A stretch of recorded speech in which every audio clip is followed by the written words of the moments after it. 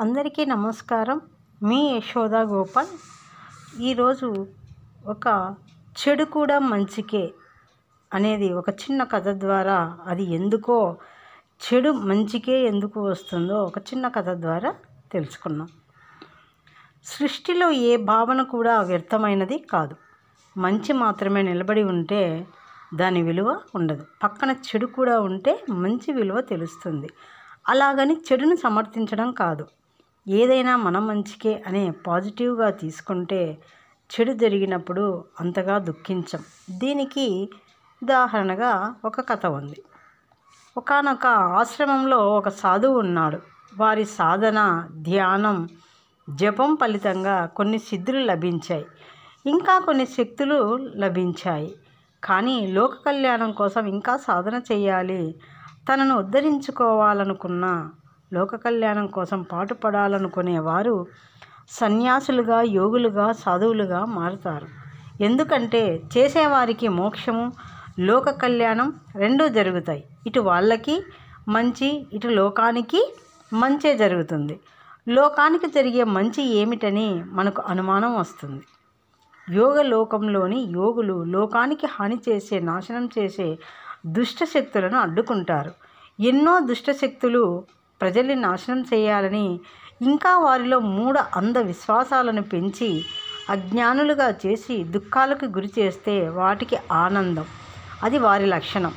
కానీ ఎటువైపు నుండి ఏ ప్రమాదం రాకుండా మహమ్మారి నుండి, రోగాల నుండి జనులను ఓ కంట కనిపెట్టుకొని కాపాడే తత్వం యోగులది, సాధువులది. ఇదే లోక కళ్యాణం అంటే. ప్రజలందరూ స్వేచ్ఛగా, సంతోషంగా, పచ్చగా ఉండాలనుకోవడమే లోక కళ్యాణం అంటే. ఇక కథలోకి వస్తే, తరచూ ఒక ఊరి ప్రజలకి ఏదైనా సమస్య వచ్చినా, జబ్బు చేసినా పరిగెత్తుకుంటూ వచ్చేవారు ఆ సాధువు దగ్గరికి. వారికి తగిన పరిష్కారం చూపేవారు.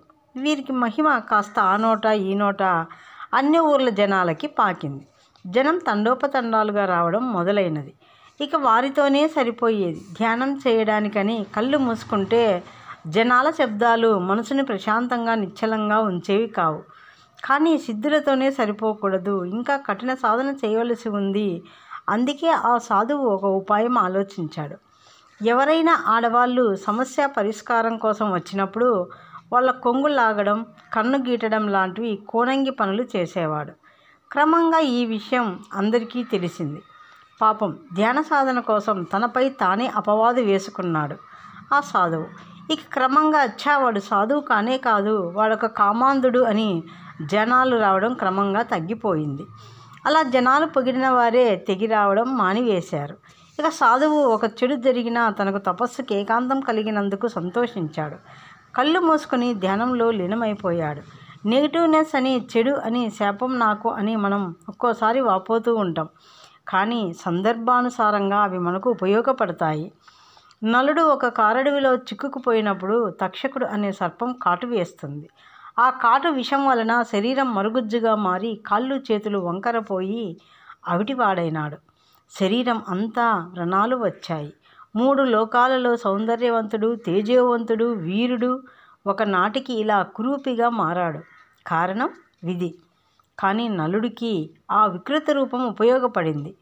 ఒకరోజు దగ్గర గుర్రాలను తోలే అశ్వకుడిగా అజ్ఞాతంగా తలదాచుకోవడానికి ఉపయోగపడింది. ఆ తక్షకుడి విషశాపం నలుడికి జీవించడానికి జీవనోపాధిగా, దయమంతిని చేరుకోవడానికి, శని ప్రభావం అనుభవించడానికి ఉపయోగపడింది. ఎవరికైనా ఎప్పుడైనా కొంచెం నెగిటివ్నెస్ అనిపిస్తే ఇది మన మంచికే, నాకు అంతా మంచే జరుగుతుంది అనే మనోనిబ్బరం, ఆత్మస్థైర్యం కలిగి ఉండాలి. నిజం చెప్పాలంటే నా జీవితంలో ఎన్నో లోటుపాట్లు జరిగాయి. కానీ నేను మంచి ఏదో ఒక రోజు వస్తుంది అనే ఒక దృఢ సంకల్పంతో ఎన్నో సంఘటనలు నాకు జరిగినప్పుడు అది నాకు ఎంతగానో అద్భుత విజయాలను నాకు తెచ్చిపెట్టాయి. ఇది చెడు జరిగినా మనం మంచిగానే, ఇది ఏదో ఒకటి మనం మార్చుకొని మనం పాజిటివ్గా మార్చుకుంటే, మనం చెడు ఫస్ట్ ఎవరైనా చూసుకోవాలి, తర్వాత పాజిటివ్గానే ఉండాలి. ఎటువంటిది వచ్చినా దాన్ని మన కోసం మలుచుకునేటట్లు చేసుకోవాలి. Thank you. మరి యొక్క మంచి వీడియోతో మళ్ళీ కలుద్దాం. Thank you. బై. ధన్యవాదాలు.